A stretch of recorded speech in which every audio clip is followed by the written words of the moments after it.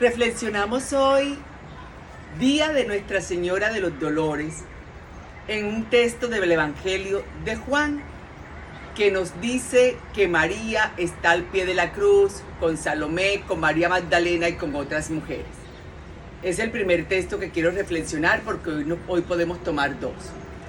Este que es extraordinario y el ordinario que está en Lucas. Entonces, lo que quiero decir sobre este texto es esto. María, que está al pie de la cruz, que históricamente era imposible que los familiares del crucificado llegaran al pie de la cruz, y por eso ya no sabemos cómo se las arreglaron ellas para estar al pie de la cruz, nos invita a todos a permanecer mirando a Jesús, no en su sufrimiento, sino creyendo que ese que está en la cruz fue el que nos salvó, fue el que resucitó tal como lo había dicho, para estar con nosotros hasta el final de los tiempos. El sufrimiento no es obra de Dios, es una realidad de los hombres. María y Jesús, cada uno en su sufrimiento, no están ahí por decisión de Dios ni por decisión propia. Están ahí porque una decisión de unos hombres los colocaron en esa situación. No hay un texto que diga que Jesús venía a sufrir. Todos dicen que venía para salvarnos. Y eso es importante que lo entendamos, porque muchas veces comprendemos y asimilamos el sufrimiento como enviado por Dios. No, Él está ahí para que, al igual que María, con la mirada puesta en Él, entendamos de dónde puede venir ese sufrimiento y que eso, como pasó con ella, no nos evite seguir reconociéndolo como el Salvador, no nos cause resentimiento con Dios como ha podido pasar, y mucho menos nos aleje de su amor, su bondad y su misericordia. Jesús asumió nuestro sufrimiento ocasionado por el pecado sin Él ser pecador, para abrirnos el cielo, para decirnos que eso no era impedimento para que pudiéramos llegar al cielo. Y María lo va a acompañar con las otras mujeres hasta el pie de la cruz para decirnos que a pesar del sufrimiento que ella sentía y que sentían todas ellas, no dejaron de creer que Él es el Salvador.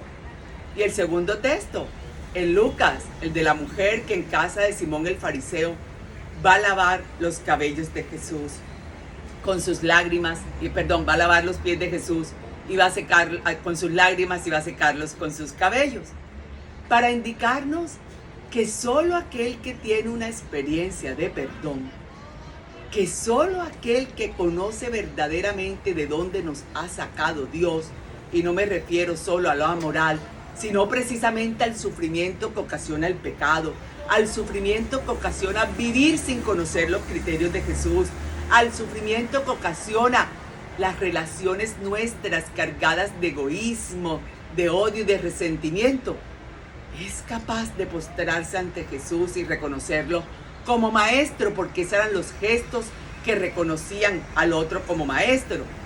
Y por eso el sarcasmo de Simón el fariseo.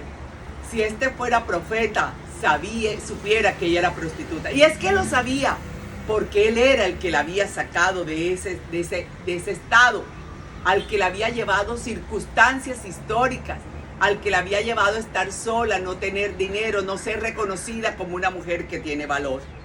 Porque al que mucho se le da, mucho se le pedirá. Y a ella se le había amado mucho, y por eso estaba mostrando cuánto amaba a Jesús, con esos gestos de reconocimiento, de grandeza. Tú y yo, ¿se nos ha olvidado de dónde nos sacó? ¿O de dónde nos tiene que sacar? Se nos ha olvidado el reconocerlo siempre como el grande ante nosotros, y solo nos acercamos para pedir y pedir y pedir. Hemos tenido verdaderamente una experiencia del perdón de Dios y nos hemos sentido sanados, alegres, liberados, y somos conscientes que eso que nos oprimía, ese sufrimiento ocasionado por nuestras faltas de decisión, por vivir según criterios equivocados y otras cosas más, Jesús lo ha roto para darnos la felicidad para la que nos creó Dios. Que Dios te bendiga y no nos olvidemos nunca de que Él ha venido para salvarnos. Y salvarnos no es evitar el sufrimiento, sino regalarnos por la gracia esa capacidad de aún en el sufrimiento, como María, seguir reconociéndolo como el Salvador.